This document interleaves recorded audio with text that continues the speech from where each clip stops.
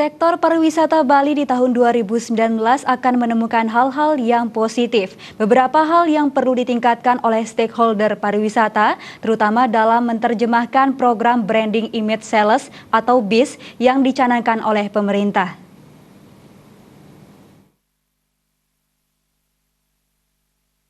Menurut pemerhati pariwisata Dewa Rai Budiase, pariwisata Bali di tahun 2019 akan menemukan hal-hal yang positif.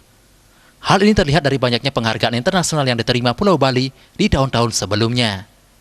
Namun ada beberapa hal yang perlu ditingkatkan oleh stakeholder pariwisata, terutama dalam menerjemahkan program Branding Image Sales BIS yang dicanangkan oleh pemerintah.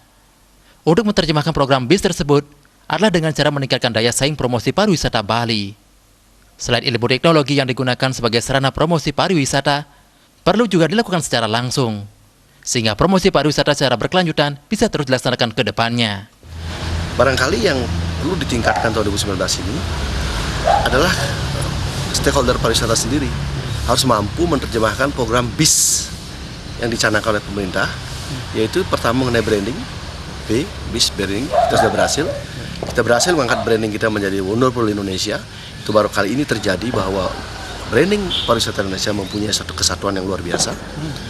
Yang kedua adalah imaging, pencitraan. Pencitraan kita sudah mulai membaik akibat daripada keberhasilan branding itu, maka image terhadap Indonesia baik segi politik, ekonomi maupun pariwisata sudah cukup baik. Yang paling yang harus kita kejar sekarang pada tahap ketiga ini adalah masalah salesnya. Nah, di sini peran daripada stakeholder pariwisata. Branding dan image itulah bagian daripada kegiatan pemerintah. Nah, sales penjualan ini bagian daripada stakeholder pariwisata. Ini yang perlu kita tingkatkan ke depan. Ditambahkannya bahwa pesta demokrasi yang akan dilaksanakan di tahun 2019 diharapkan berlangsung secara kegembiraan, karena kunci untuk mendatangkan kunjungan wisatawan ke Bali adalah kedamaian, ketenangan, dan keamanan. Masyarakat juga dihimbau untuk terus menjaga kondusivitas selama pesta demokrasi. Andika, Bali TV.